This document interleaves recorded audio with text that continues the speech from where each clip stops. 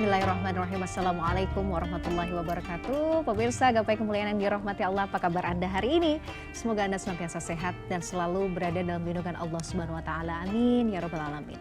Alhamdulillah, senang sekali hari ini saya Meladia Rahma kembali hadir menjumpai Anda dalam program kesayangan kita Gapai Kemuliaan. Insya Allah selama 30 menit ke depan kita akan membahas masalah seputar fikih, adab, dan tauhid dalam kehidupan sehari-hari yang mungkin masih banyak di antara kita yang belum memahaminya dengan sempurna. Nah, seperti biasa saya tidak sendirian. Hari ini saya sudah hadir bersama dengan gurunda kita semua. Kita sambut Kiai Haji Muhammad Faiz. Assalamualaikum Pak Kiai. Waalaikumsalam warahmatullahi wabarakatuh. Sehat Pak Kiai. Alhamdulillah, terima kasih sudah hadir. Hari ini akan membahas tema-tema yang bermacam-macam, tapi spesifik hari ini kita akan bahas seputar mungkin sesuatu yang relate belakangan ini, hari-hari belakangan ini ramai Pak Kiai, berkaitan dengan muamalah juga. Nanti kita akan bahas. Saya juga mengingatkan dulu bagi Anda pemirsa yang juga memiliki pertanyaan, Anda bisa mengirimkan pertanyaan Anda berupa teks maupun dalam bentuk video melalui nomor WhatsApp yang tertera di layar kaca. Pak Kiai, belakangan ini viral ya di media sosial ya,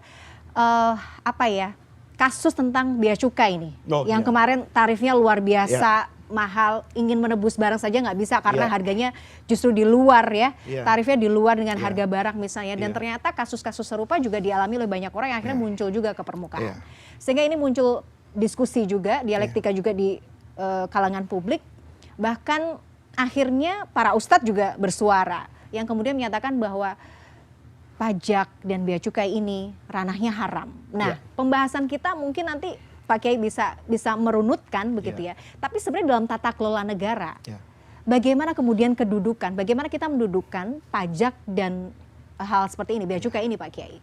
Memahaminya seperti apa? Tafadhol. Jadi Mila, yang paling penting itu bagaimana kita memahami konsep tata kelola pemerintahan dalam agama Islam. Kan spiritnya itu. Kayak kita berpakaian kan mengambil spirit dari Islam. Spiritnya apa? Misalnya spiritnya adalah menutup aurat. Bentuknya agama nggak ikut campur tuh. Ya, nggak ada itu. Kemudian warna tertentu misalnya, ya ini harus bentuk tertentu gitu. Kalaupun ada warna hanya putih, itu kan tidak menjadi kewajiban. Itu hanya harapan. Kalau kita memakai baju yang putih ketika beribadah, mudah-mudahan hati kita nanti seputih pakaiannya. Tapi agama tidak memberikan tuntunan, guidance yang detail tentang itu.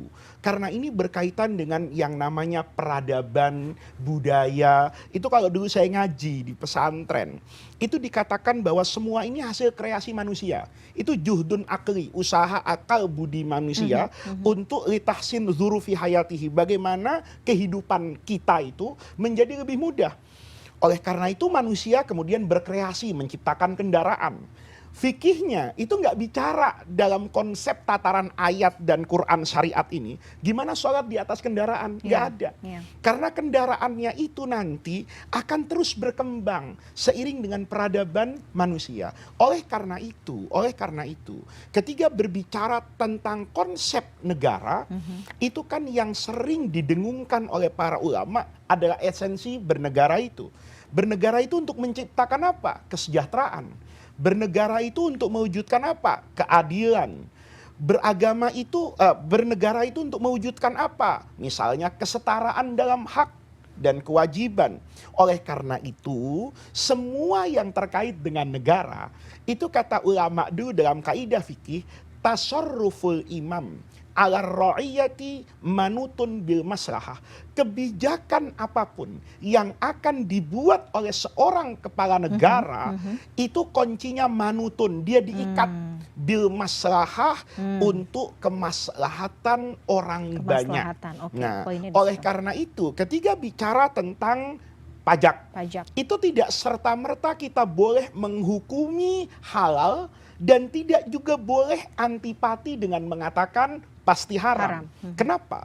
Karena yang namanya pajak ini kan instrumen fiskal negara. Jadi kalau kita melihat tatanan dalam konsep yang dipahami oleh ulama, Islam itu juga punya yang namanya kebijakan fiskal.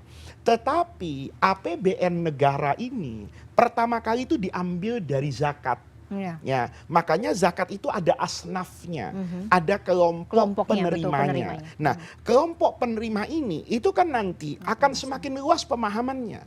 Dulu yang namanya misalnya yang dikatakan fisabilillah, itu ulama kan beda-beda. Ada yang mengatakan itu tentara yang menjaga perbatasan, ada yang menggunakan itu sebagai dakwah misalnya. Ar-riqab, dulu itu budak untuk membebaskan dirinya. Sekarang boleh jadi ada ulama mengatakan ar-riqab itu untuk dana-dana membayar pengacara yang mampu membela mereka-mereka kaum lemah yang terzalimi dan sebagainya. Nah, ini menunjukkan bahwa sejatinya zakat di samping ibadah itu juga instrumen. Oke, setuju. Instrumen keuangan. Ini nanti pemahamannya banyak loh. Instrumen keuangan untuk mewujudkan kesejahteraan. Bisa jadi instrumen keuangan untuk melahirkan keadilan sosial nih. Ya, misalnya Mila punya uang. Uang itu mengendap nih di lemarinya Mila. Maka setahun itu ada kena zakat 2,5%.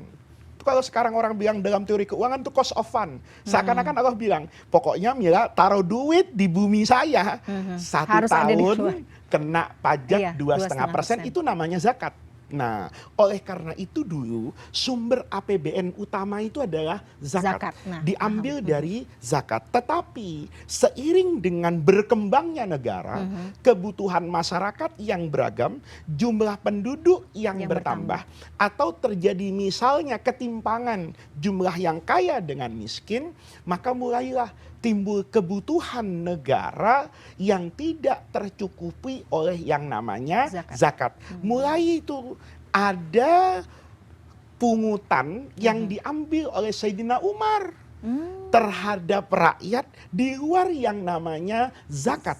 Yang tadi penerimanya tadi ya? Iya, ada yang namanya al-kharaj. Kharaj itu pajak hasil bumi. Bisa jadi. Ada yang nanti macam-macam itu namanya. Ada al-usyr, itu diterapkan untuk melindungi pedagang lokal. Ada. Ketika di pasar itu, nanti pedagang yang dari luar itu kena tarif. Barang yang masuk lebih besar daripada tarif orang yang penduduk asli. Ini agar kalau sekarang itu ya daya saingnya itu bisa seimbang, melindungi kepentingan pribumi lah kalau bahasa sekarang. Nanti ada muslim, ada non muslim. Yang muslim bayar zakat, maka yang non muslim bayar jizyah. Jizyah itu bukan pajak keimanan loh. Bukan berarti karena Anda tidak masuk Islam terus Anda harus bayar. Bukan itu. Tapi karena orang Islam dalam negara Islam bayar zakat, maka Anda yang non muslim hidup di bawah kuasa saya, kata Sayyidina Abu Bakar di zaman Nabi, saya minta Anda ikut memberikan kontribusi keuangan. Yang nanti kontribusi ini berbanding lurus dengan jaminan sosial yang didapatkan. Maka ada satu masa di mana Sayyidina Umar menghapuskan jizyah atas kelompok non muslim yang ada di Afrika Utara, karena Sayyidina Umar merasa saya tidak mampu memberi jaminan keamanan, saya tidak bisa mengirim pasukan tentara ke sana, maka saya bebaskan engkau. Nah, ini sebetulnya semua ini konsep keuangan. Nah, itu dibolehkan dengan apa? Ini kalau kita ngaji di pesantren mateng ya, sebetulnya melihat konsep zakat tuh pajak itu nggak ribut dan nggak segaduh ini. Karena tadi ada kaidah fikih yang namanya tasarruful imam ala ra'iyah manutun bil maslahah. Uang zakat dihitung dulu nih. Karena nggak cukup, dan pasti nggak cukup kan? Karena sekarang kan kemauannya banyak itu, membangun infrastruktur untuk kemaslahatan orang bersama. Maka boleh negara mengambil itu karena kompensasinya ada. Apa kompensasinya? Rakyat menerima fasilitas umum. Nah, kalau nanti pajak dibayar tapi apa-apa juga tidak berbanding dengan pajak yang dibayarkan, maka itu terjadi yang namanya kezaliman. Nah, kalau konsep pajaknya itu dibolehkan loh. Ada dalam kaidah fikih itu namanya bunyinya gini.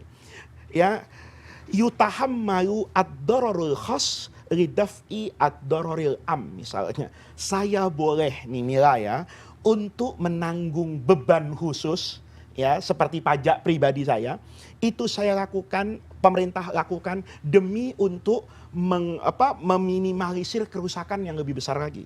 Kalau nanti tidak membayar pajak, tiba-tiba pemerintah tidak punya uang untuk bangun jalan, maka boleh jadi hasil bumi yang mau saya jual ke kota itu ongkosnya menjadi lebih mahal karena mutar tidak ada jembatan. Kata pemerintah, saya bangun jembatan, tapi kan saya nggak punya uang, maka saya ambil pajak. Itu konsepnya boleh. Gitu loh. Tetapi konsep yang boleh ini jangan ngelihat pajaknya aja yang boleh. Iya, gitu. Betul. Ada konsekuensinya tadi ya, jaminan sosialnya tadi ya Pak Kiai. Jangan yang enak saja. Ada dalam Islam itu ada konsepnya. Diambil dari mana? yang kaya dulu, yang kuat dulu secara ekonomi. Okay. Jadi nanti agama juga memberikan guidance tarif pajak.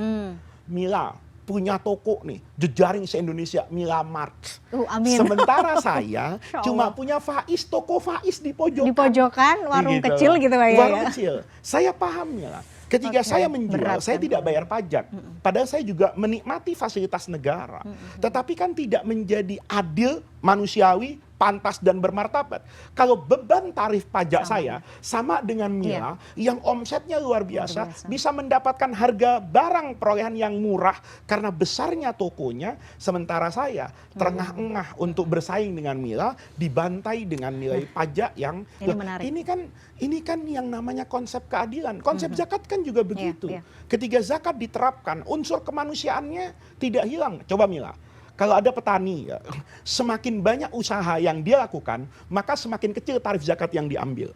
Beda kan petani yang sawahnya tada hujan dengan suami yang petani yang pakai irigasi. Itu tarif zakatnya berbeda. Mana-mana yang menjadi objek zakat dan mana-mana harta yang bukan objek zakat. Nah, oleh karena itu konsep pajak itu dibenarkan. Tetapi ketika itu menjadi kezaliman, bebannya di luar kepantasan kemanusiaan, maka itu yang dilaknat oleh Nabi. Itu namanya al-maksu dalam Islam. Al-maksu. Pak Kiai, kita bahas ya, itu tadi ya. Bagaimana kemudian pola zakat yang mungkin tengah kita rasakan juga yang perlu kita bahas nanti di segmen berikutnya. Kita harus jeda dulu Pak Kiai, pemirsa jangan kemana-mana. Pembahasan kami masih akan lanjutkan saat lagi, tetaplah di Gapai Kemuliaan.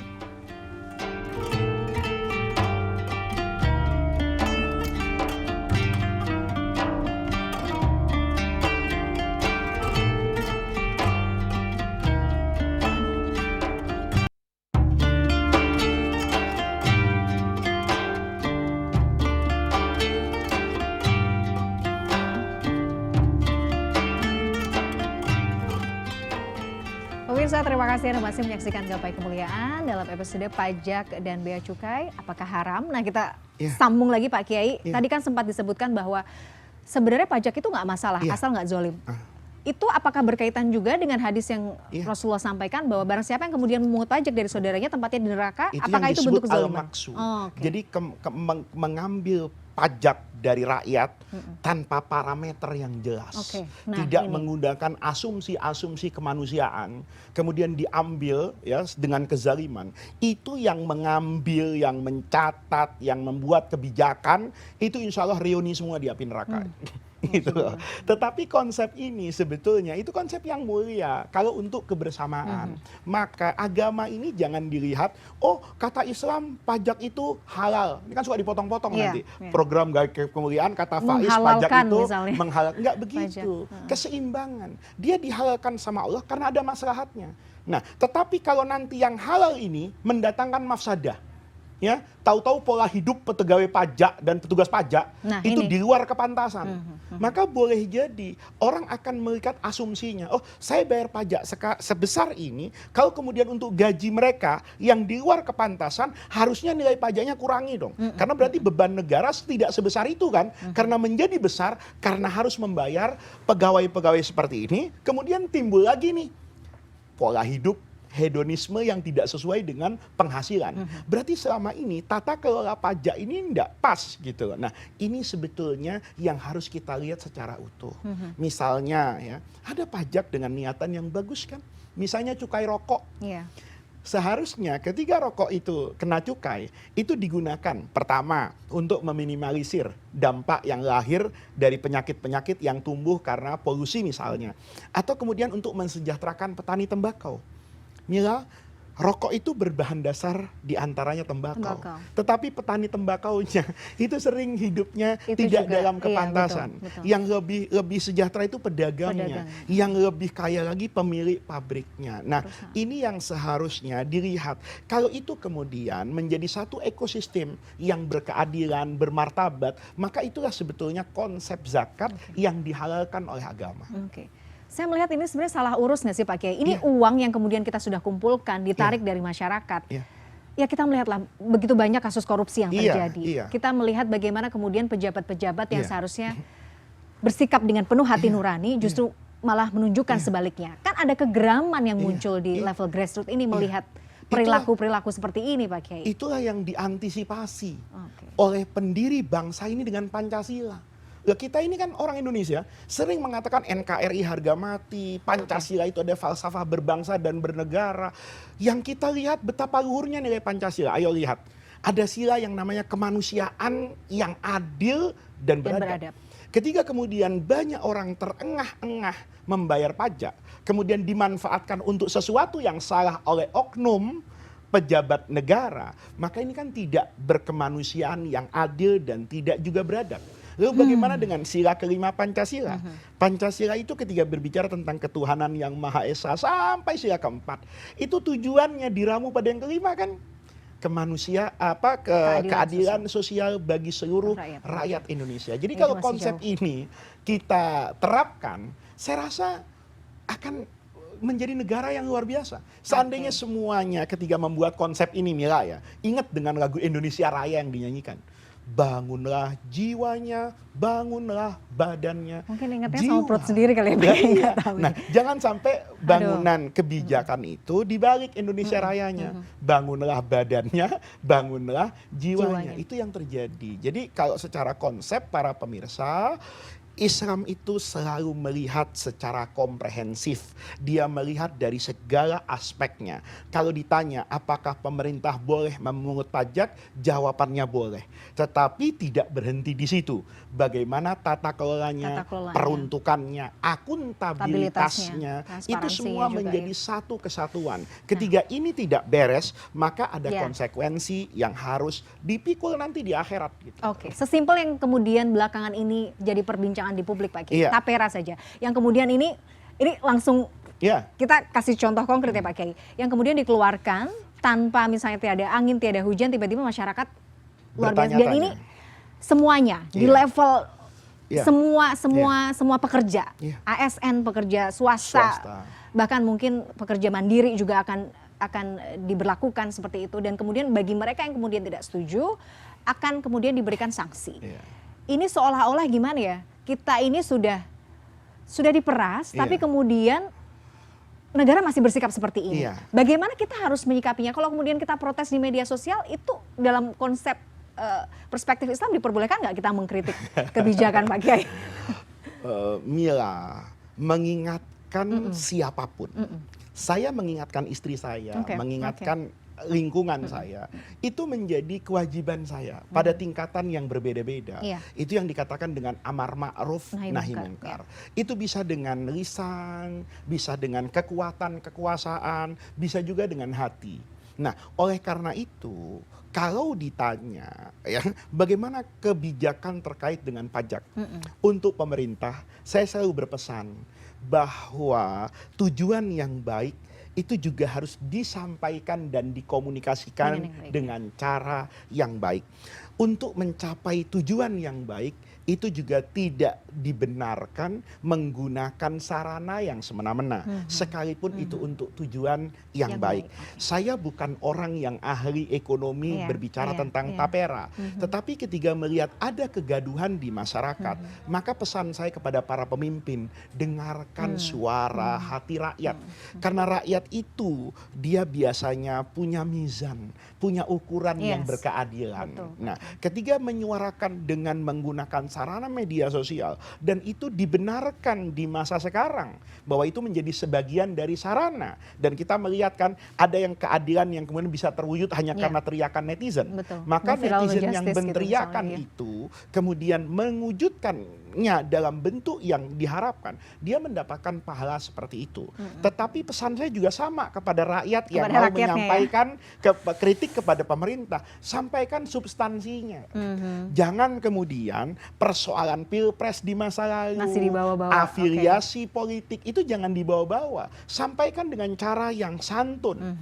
Sebagaimana Nabi Musa itu juga santun kepada Fir'aun bersama Nabi Harun. Itu Fir'aun loh. Sementara pemimpin kita, itu kita punya husnudzon kan. Mereka adalah orang-orang yang menyayangi kita, menyayangi rakyatnya. Tujuannya kita tidak sanksikan ini untuk kebaikan. Tetapi ketika komunikasinya buruk, maka prasangka itu akan berkembang menjadi liar.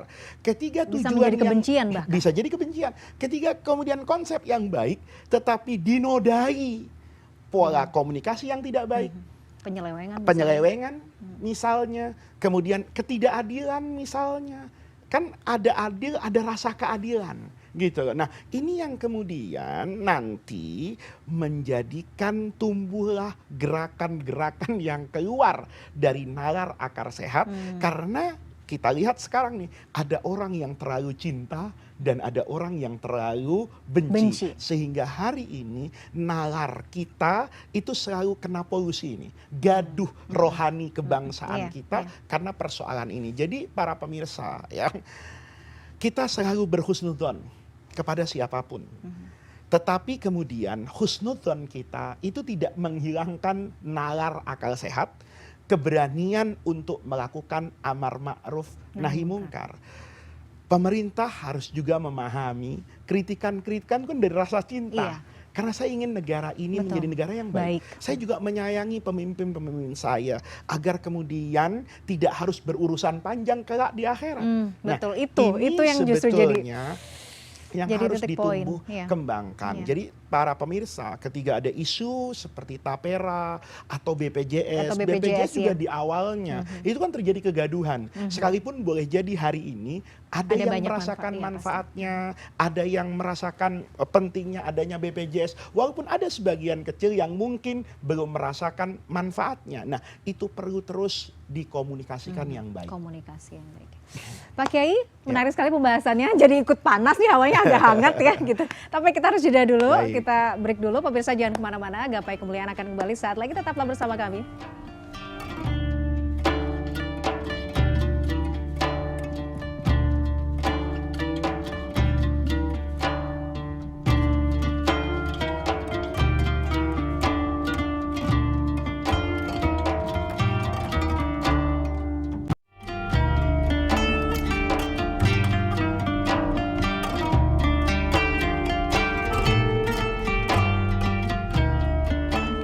Pemirsa, terima kasih Anda masih menyaksikan Gapai Kemuliaan. Kita lanjutkan pembahasan kita Pak Kiai. Kalau kemudian ada yang masih berpandangan bahwa pajak itu haram Pak Kiai, dan merasa bahwa saya ASN, saya digaji dari pajak, saya merasa saya harus keluar nih, karena penghasilan saya ini didapat dengan cara yang misalnya nggak sesuai gitu. Apakah kita boleh menerima alasan itu mentah-mentah Pak Kiai? Tidak boleh ya. Kemudian mengasumsikan bahwa semua pendapatan negara ini haram itu gitu bukan pemikiran Islam Ahlus Sunnah wal Jamaah. Karena seakan-akan itu menjadikan antara pemerintah dengan saya seperti ada perbedaan akidah dan sebagainya. Nah, yang perlu diingat dan sering saya sampaikan juga bahwa uang yang saya terima itu halal. Karena dia saya dapatkan dari gaji saya sebagai ASN. Ya, soal dia dari mana itu kan bukan seperti, maaf ya, daging babi yang dalam pandangan saya itu haram kan, dalam pandangan Muslim itu haram, diapakan saya tetap haram. Tapi kalau ini kan uangnya tidak haram, tapi cara perolehannya yang haram. Ketika itu kemudian dibayarkan kepada saya dengan kontrak kerja tertentu, maka menjadi halal buat saya. Jadi para ASN itu jangan kemudian melakukan tindakan ekstrim. Berhenti dari bekerja, kemudian menjadikan impact kesejahteraan keluarga yang berbahaya ini. Sederhana kok. Kalau Anda ingin beres dengan urusan Anda kepada Allah, Anda terima gaji Anda. Karena itu halal buat Anda. Kalau Anda merasa bahwa ini berlebihan, rakyat ditarik pajak sekian, saya mendapatkan gaji 1 bulan 1 miliar. Waduh. Nah, agama nggak nyuruh Anda untuk berhenti bekerja. Tapi apa yang menjadi kepantasan dan kebutuhan Anda ambil. Kalau Anda merasa ini lebih dari kewajaran, sedekahkan. Maka Anda menjadi ASN yang luar biasa itu. Fid dunya hasanah wa fil akhirati hasanah. Bukan kemudian Anda kemudian keluar nanti diisi oleh pengganti Anda yang belum tentu sebaik Anda. Akan semakin rusak negara ini. Jadi tidak begitu solusinya Mila. Dia tetap bekerja, tinggal nanti nuraninya. Apa yang pantas diambil, diambil. Apa yang dalam rasanya ini terlalu besar untuk saya, sedekahkan, berikan kepada orang yang membutuhkan dan memberikan manfaat kepada negara ini.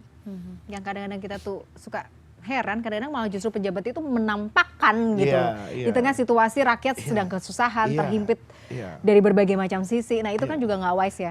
Kalau kemudian akhirnya timbul kebencian, ketidakpercayaan, trust issue kepada itu kan berarti sesuatu hal yang sebuah keniscayaan kan Pak Kiai. Makanya dalam agama Mila, kata Rasulullah, kalian tuh tinggalkan mautinur ribah, tempat-tempat yang mendatangkan sakwa sangka orang kepada kalian.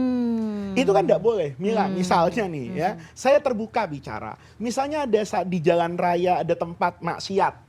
Katakan di situ ada prostitusi, di situ ada judi misalnya. Saya pulang ngaji nih Mila, haus. Mampir ke situ mau beli minuman. Saya tidak ada niatan apapun, yang betul-betul beli minuman yang halal, air mineral.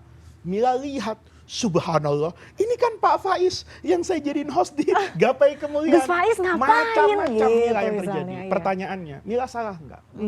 Enggak. Karena saya mendorong diri saya untuk mendatangkan sakwa sangka orang.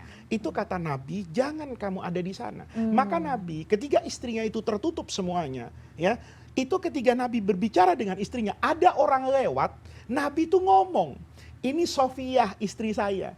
Jangan sampai nanti ada orang, Nabi malam-malam ngomong sama perempuan siapa gitu ya. Lihat. Sama toh ketika kita menjadi pejabat negara, kemudian kita mempertontonkan apa yang menurut rakyat itu tidak logik, maka tidak salah kalau rakyat nanti punya persepsi, jangan-jangan harta ini didapatkan bukan dengan jalan yang benar secara aturan.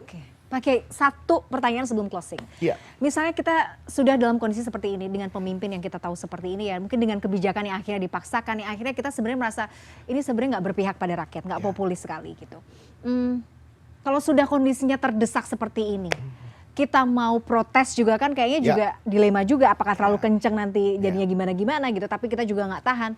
Apa yang harus kita lakukan Pak Kiai? Mila, semua orang punya potensi baik dan buruk di dalam dirinya. Oleh karena itu, pemimpin kita ini punya begitu banyak kebaikan. Tapi sebagai manusia, dia tidak sempurna. Saya yang kata orang ya ngerti agama, itu juga tidak sempurna sebagai rakyat. Maka tugas saya, rakyat ini, selalu mengingatkan pemimpin saya. Tetapi ingatkan dengan cara yang santun, dengan cara yang bermartabat, dan jangan lupa, kesalahan pemimpin itu ketika saya luruskan, itu tidak menghilangkan kecintaan saya kepada pemimpin. Jadi kalau saya bersuara keras di media sosial, mengingatkan pemerintah, itu harus sama kerasnya Mila. Dengan doa yang saya panjatkan dalam sujud kepada Allah, agar pemimpin-pemimpin saya mendapatkan taufik dan hidayah. Kalau saya hanya bersuara keras di medsos, jangan-jangan suara itu karena kebencian. Jangan-jangan suara itu justru karena saya ingin menggantikan pemimpin sekarang. Mungkin saya udah capek jadi kiai, kayaknya enak juga nih jadi menteri misalnya. Ada rencana Pak Kiai? Saya lontarkan kritikan yang tajam agar popularitas saya meningkat. Tapi dalam hati saya ingin mengambil jabatan kamu. Itu kata Imam Ghazali, tidak kalah mungkar dari kemungkaran yang sedang ingin kita hilangkan. Jadi di sini para pemimpin ketika meletakkan kebijakan yang boleh jadi memberatkan rakyat, jangan lupa juga pemimpinnya sujud kepada Allah, doakan agar rakyat itu sejahtera dan mampu membayar kewajiban-kewajiban keuangan. Yang rakyat ingatkan pemimpin untuk terus adil dan doakan agar hati pemimpin itu selalu welas asih kepada rakyat. Masya Allah, ini yang kayaknya kita perlu rutinkan ya. Kritik boleh keras, tapi doa harus lebih keras lagi ya. Kita doakan itu untuk menunjukkan bahwa kritikan kita itu karena kecintaan kita kepada pemimpin, bukan karena kebencian. Itu tadi, karena manusia tidak sepenuhnya sempurna ya Pak Kiai, selalu ada celah ya. Dan karena bentuk sayang kita itu makanya kita logikanya mudah Mila. Mila kan ibu nih punya anak. Anaknya dimarahin kan? Oh iya, tapi kalau didoakan. tapi luar biasa doainnya kan. Anak orang sama Mila dimarahin, tidak didoakan. Kenapa? Karena boleh jadi kecintaannya berbeda. Masya Allah. Pak Kiai, luar biasa pembahasan hari ini. Menarik sekali, banyak ilmu yang kita dapatkan. Sekali lagi terima kasih ilmunya. Jazakallah khair. Sehat selalu ya Pak Kiai. Pemirsa, usai sudah jumpa kita kali ini dalam program Gapai Kemuliaan. Semoga kajian hari ini membawa manfaat, jadi kebaikan, dan juga menjadi wasilah bagi kita semua untuk menjadi hamba Allah yang jauh lebih bertakwa. Semoga Allah senantiasa mudahkan kita semua untuk semangat dalam menuntut ilmu agama. Saya Meladia Rahma dan juga Kiai Haji Muhammad Faiz undur diri. Terima kasih atas perhatian Anda. Subhanakallahumma wa bihamdika asyhadu an la ilaha illa anta astaghfiruka wa atubu ilaik. Assalamualaikum warahmatullahi wabarakatuh.